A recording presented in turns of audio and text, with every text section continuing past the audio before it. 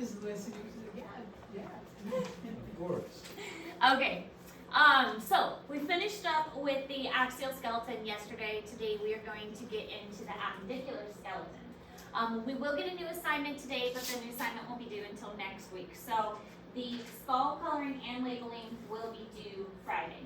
So make sure that you're getting that one done. The new assignment is another paper assignment. It is another coloring and labeling. The new one, it does have specific colors. It says color this bone pink and color this one brown. So the new one does ask you to color things of specific colors. So make sure that on the new assignment you're paying attention to that. Because it's saying specifically what you should color them. So the appendicular skeleton is the appendages, which is why it's called appendicular. And it is composed of 126 bones. So remember, there are 206 bones in the body. And so now we're looking at the rest of the bones. These are the limbs, the pectoral girdle, and the pelvic girdle. So the arms, like the shoulder blades, and the hips areas.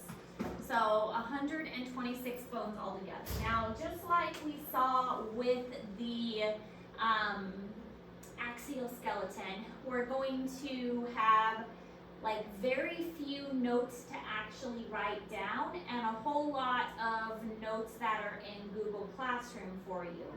And a lot of this is going to be pictures that you are referring back to, and pictures that, and then the assignment that you're going to do in addition to this, and then the lab that you're going to do actually working with the bones.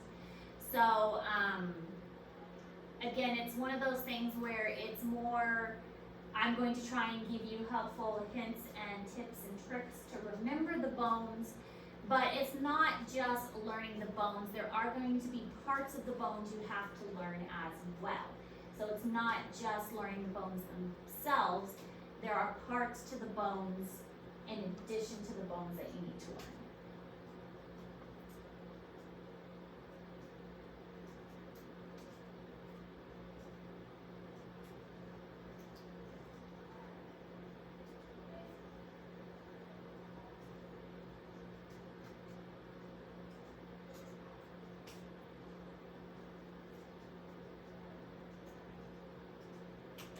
I think I'll be able to ask for a new book for Christmas.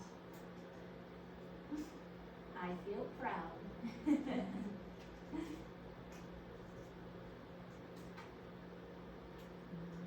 is your anatomy class, so then anatomy and physiology class after that overview. It's combined, so Oh, it's not all me. yeah. Should work harder. So this picture we've looked at several times, and it is in Google Classroom. This is obviously not all the bones, but it is a good portion of them. So everything in the yellowish color is the appendicular skeleton. So these are the ones that you're more familiar with, the longer bones and the major bones of the body. So we've got like the limb bones, the arms and the legs, the hips and the shoulders. So the bones of the shoulder, one of the smaller ones is the clavicle, and this is the collarbone. It is most often confused probably with the rib bones. So if we look at it, it's one of the ones I have pulled in the little packet, if I can find my little packet. You don't want my skulls out here. Okay. When you're going through here, there's one of them that says keep with the bag. That's because this particular kit came with a, like these are a foot that is taken apart. So I am not going to expect you to know the individual bones of a foot. So keep these in the bag, okay? So you don't get confused. When you identify the bones of a foot, you will get like a whole foot. And you will have to know, you still have to know the bones of the foot, but your foot will be attached together. This is what you will have on the test, okay? And then you will get, you'll still have to know the parts, but your foot will be attached. Your foot will not be like this. Does that make sense? Okay.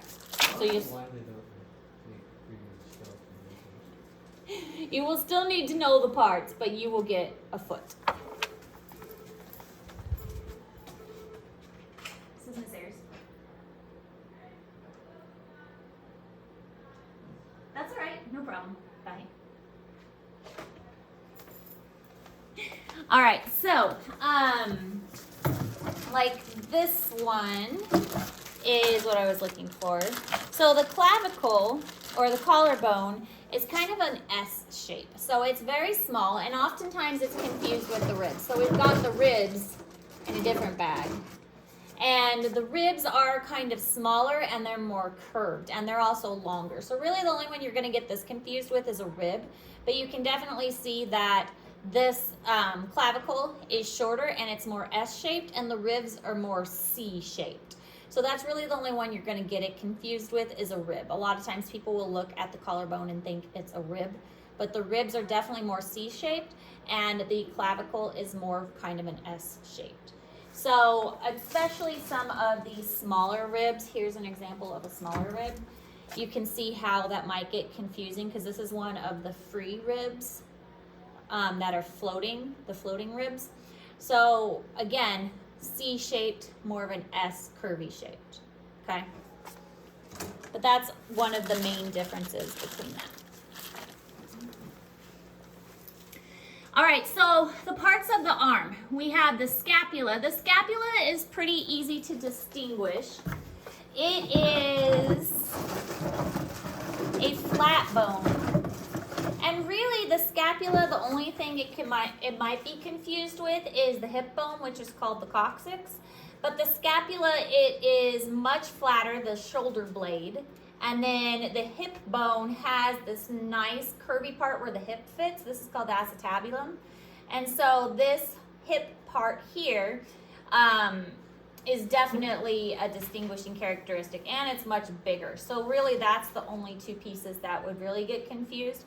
But the scapula is the shoulder blade, and then we've got our humerus and the radius and the ulna and then the wrist. And you will need to know all the parts of the wrist, but I will teach you a trick to help you to distinguish that.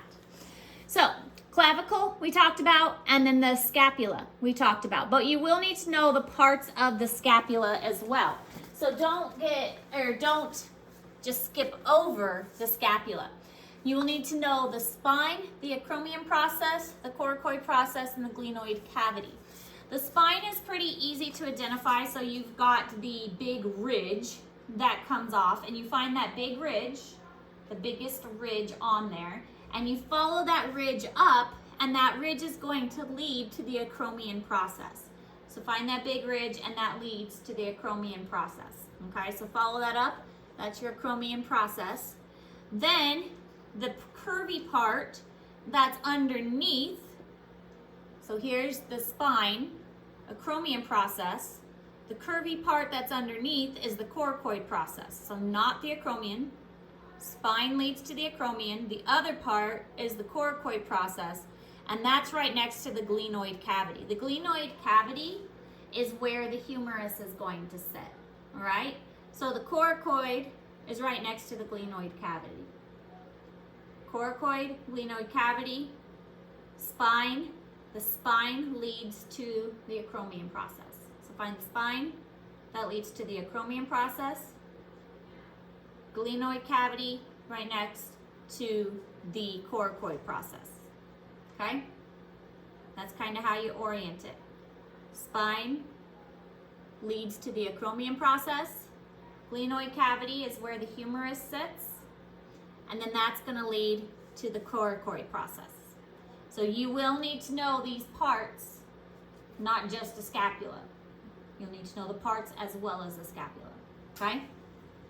So don't just learn scapula, you need to learn the parts. Yes. All right, next we have the humerus. The humerus is most often confused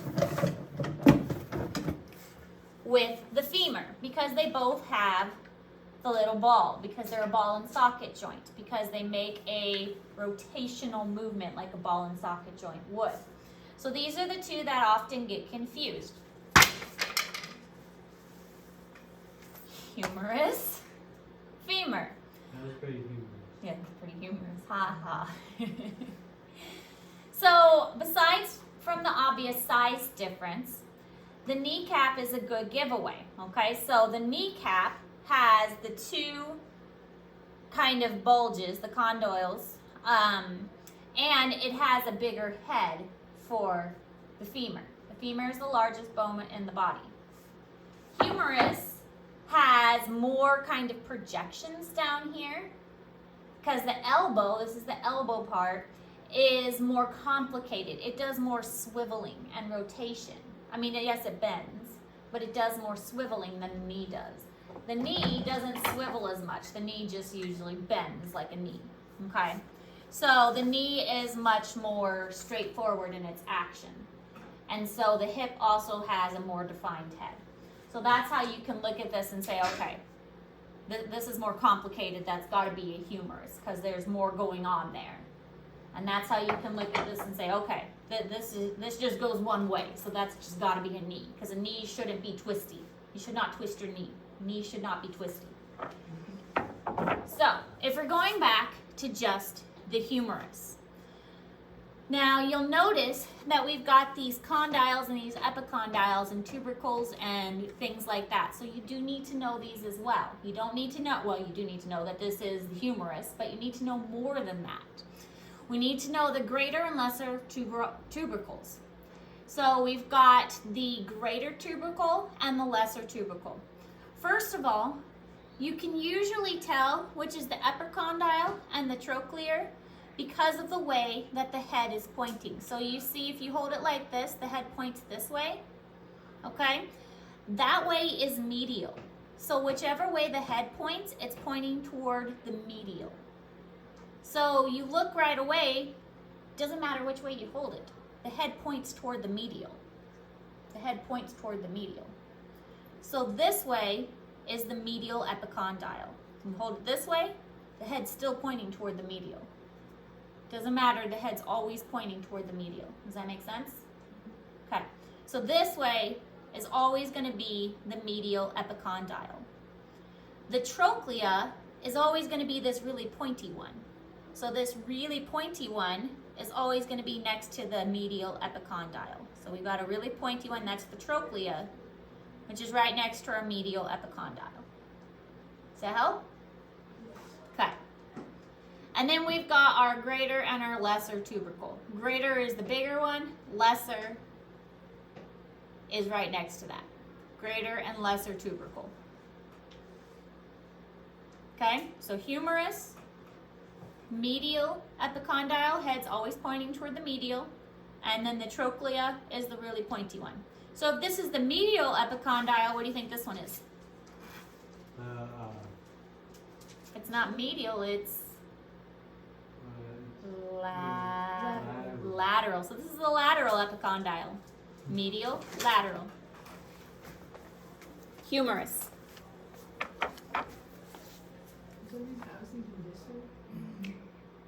Well, then we would be proximal, distal. Proximal head, distal. All right, then we've got our radius and our ulna. So this is like our forearm area. The radius and the ulna aren't too difficult. So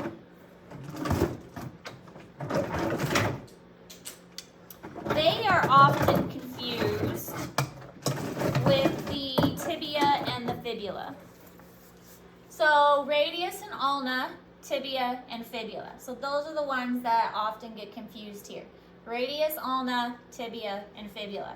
Size is one thing, they're longer, but it's easy when they're together and you compare them side by side, but that's not how it's going to be on the test. On the test, you're just going to have one and the other.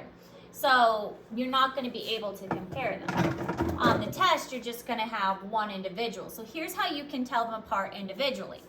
The radius has this round part on it. Radius has a round part.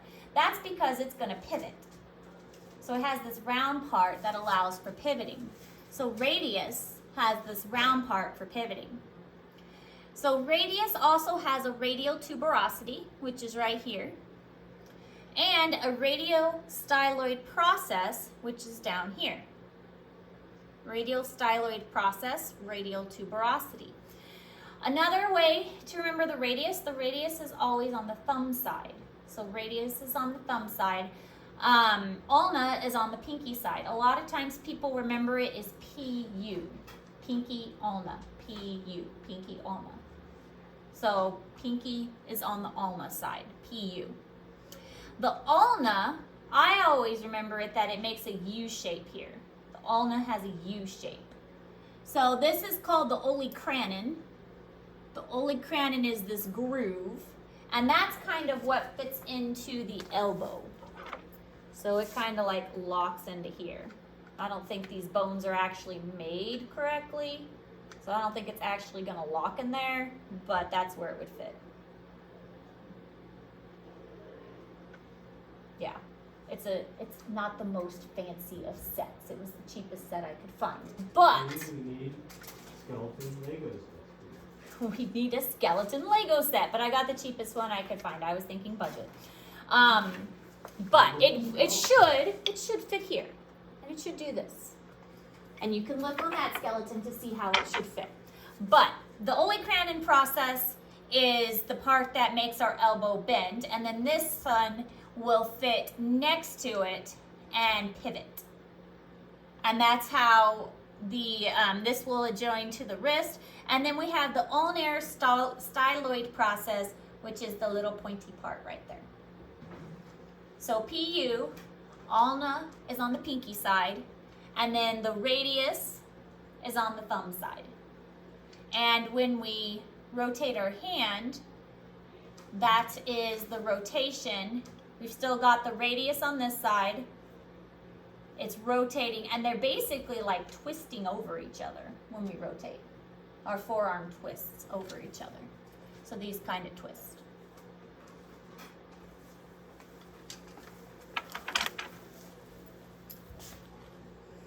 All right, now this is where it gets a little bit confusing, so I hope you're ready for this. You are gonna need to know the wrist and the bones of the wrist. Now this is kind of easy, the phalanges. These are metacarpals, so that's your palm. The metacarpals is your palm if you're looking at it like this. So metacarpals and phalanges. So we've got the distal phalanges, the middle, and the proximal. And then these are your metacarpals, and these are your carpals. So your carpals is your wrist, metacarpals is your palm, and then your phalanges.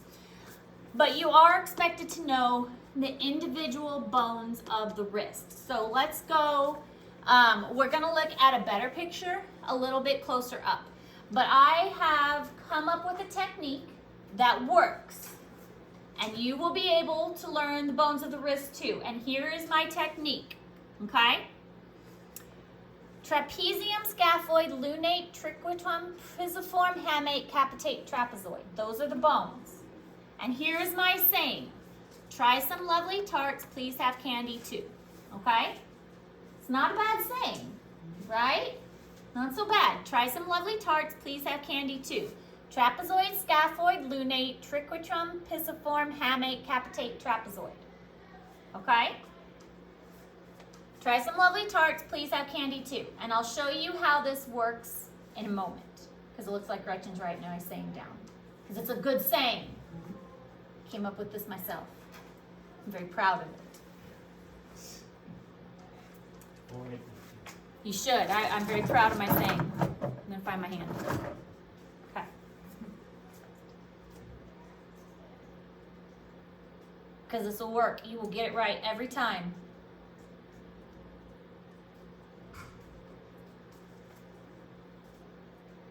I mean, you have to still memorize what the fancy words are. But once you do, you'll get it right.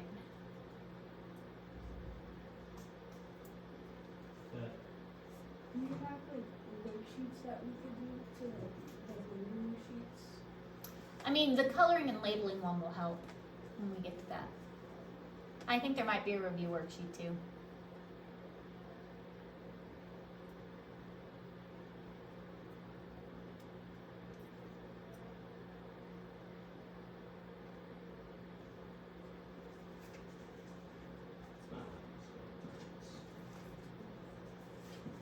Oh, I thought I spelled it wrong. It's like, No.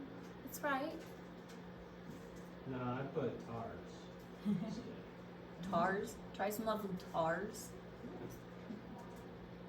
But please have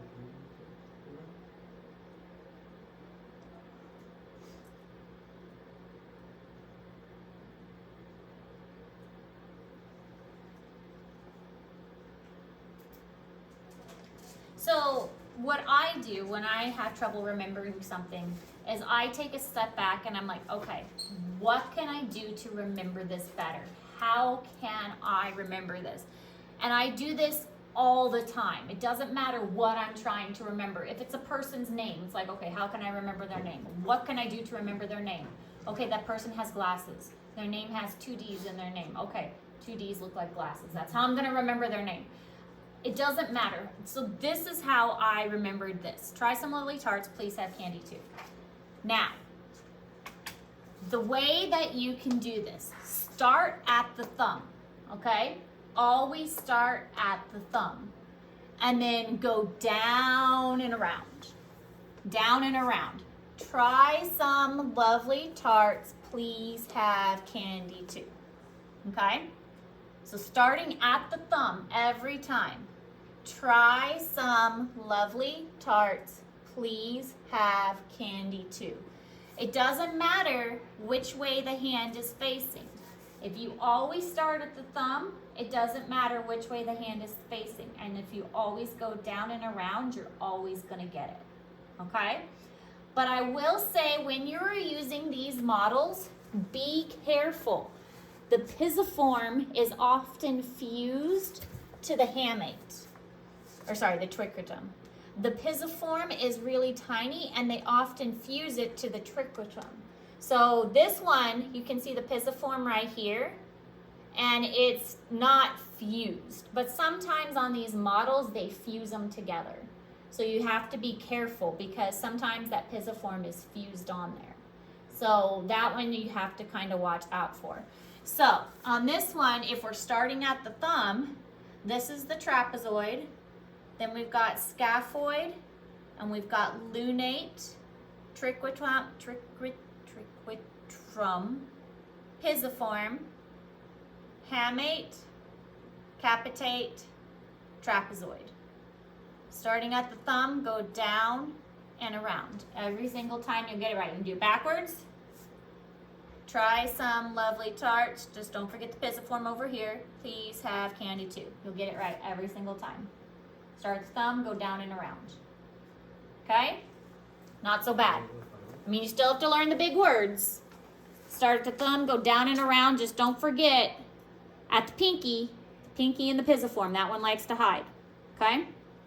Why did it fuse together? It's just on the diagrams because it's so small. Like on these, it often gets fused together. I don't know if it's fused on this one over here. It's just on these, they make it kind of weird. Yeah, see, this one is fused on here. No, not fused, but it's just really tricky to see the pisiform. But, yeah, you just have to be careful with the pisiform because it's always kind of hard to find. Find it. So, It's this one right here on your pinky. It's where it kind of sticks out. Well, it's more down here actually.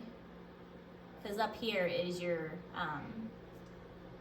palm. So it's down here. It's this one. Right there. The one that sticks out in your wrist.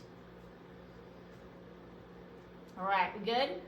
You can learn the wrist bones. Alright, moving on to the hips. So this whole bone is called a coxal bone, and we have 2 of them that are fused together. So you learn one coxal bone, you can learn them both. So here's a coxal bone. Okay, so this is your hip bone.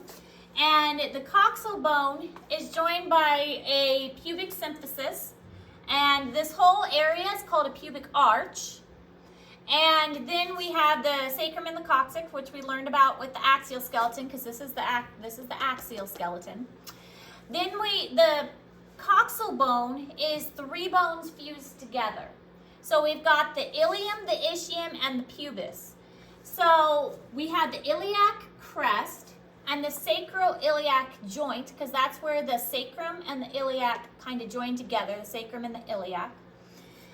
The pelvic brim, and then we have the ischial spine. Now the ischial spine is actually important with labor and delivery, because when a baby is being born, they check the ischial spine, and that is like, they have stations for the baby's head. Like if the baby's head is at station 1 or station 2 or negative whatever, that is in relation to the ischial spine in the mother. So if the baby's head is at a higher station, that is in relation to if the baby's head is dropped into the birth canal. Acetabulum is the hip socket, and then the pubic symphysis, of course, is this part right here where the pubic bones are joined together. So looking here, the pubis, the obturator foramen, so that's this hole, obturator foramen is the opening here. Ischial tuberosity is this part. Ischial spine, right there. Ischium and the ilium and the iliac crest. Iliac crest is right there. So the ilium is the big bone. And now the ilium and the ischium and the pubis are the ones that often get confused. Ilium's kind of easy, it's the big one. But the pubis is the pointy. Pubis pointy. Pubis is pointy. Ischium has a C in it, and I always think the C is curvy. So ischium, curvy, pubis pointy. Ischium curvy, pubis pointy. That's how I remember it. And ilium is just the big one. Pubis pointy. So if we were looking at the other one, ilium, pubis pointy, ischium curvy. Okay? Acetabulum.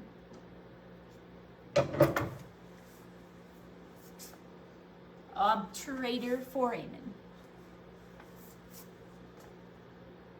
And then, of course, you'll need to know the other terms, ischial spine, and so on. This is Miss Ayers. That's all right. Bye. Getting a lot of that today. Wrong number. All right, moving on down, the femur, the largest bone of the body. So again, this one is most often confused with the humerus, but we already talked about how to be able to distinguish those. So we've got the head of the humerus, and then, the head of the femur. And then this is called the surgical neck, so the surgical neck of it. Then we have the lesser trochanter, which would make this the greater trochanter. So lesser trochanter, greater trochanter. Then we have the medial epicondyle, and we already talked about how to find medial versus lateral because the head points to the medial.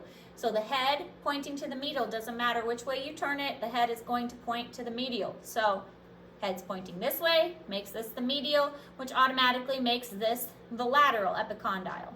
So medial epicondyle, lateral epicondyle. This is the patellar surface, and this is the intercondyle fossa. So in between the two is the intercondyle fossa. So again, it's not really that hard to figure out which is medial and which is lateral because head is pointing to the medial. Whichever way the head's pointing, that's medial, that's lateral. Okay? Pretty easy. Greater trochanter, lesser trochanter.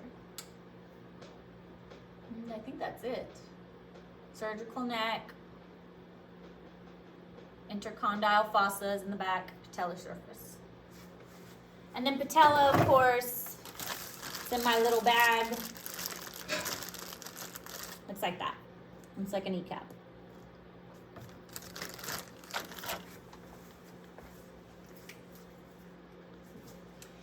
Tibia and fibula, we already talked about these a little bit, and that it can be confused with the radius and the ulna.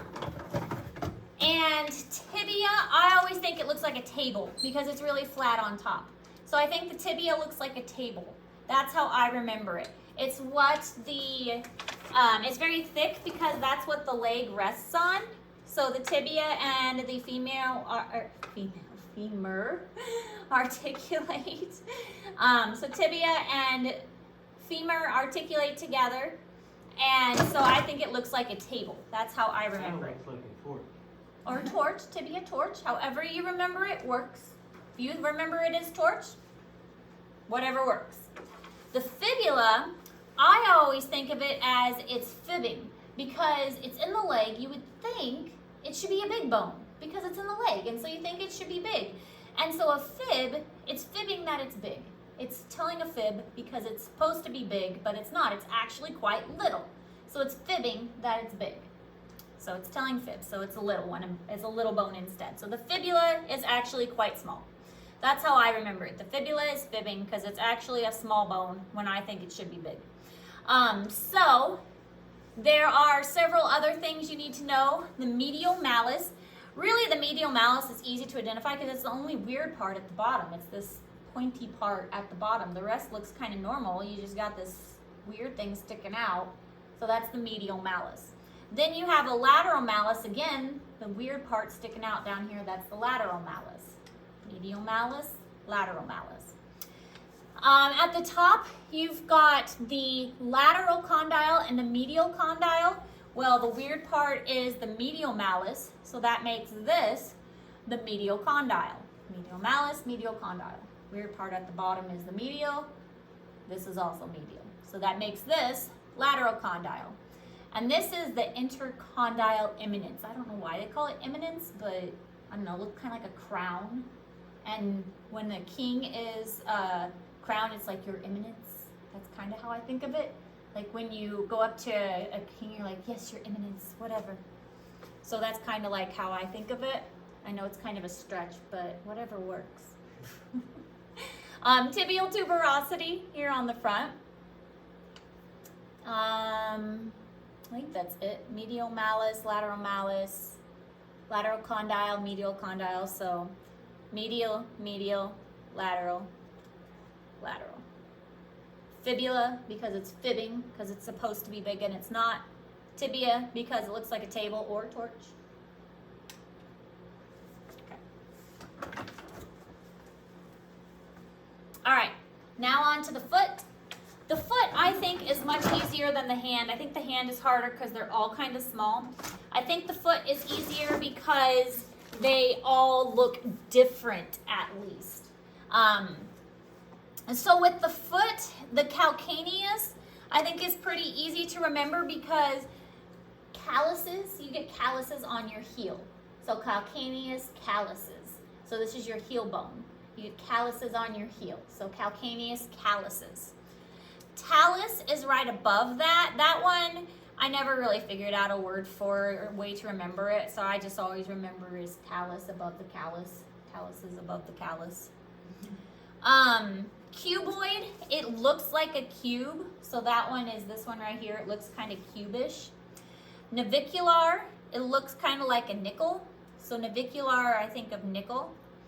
And then you have medial, intermediate, and lateral cuneiforms. So medial, intermediate, lateral cuneiforms. So starting at the big toe, at the big toe, this one. Starting at the big toe, so this is the opposite foot. Big toe, medial, intermediate, lateral cuneiforms. Medial, intermediate, lateral cuneiforms starting at the big toe. Medial, intermediate, lateral. So always use the big toe and the thumb as a reference. That's the best way to remember that is big toe and thumb as a reference. Medial, intermediate, lateral.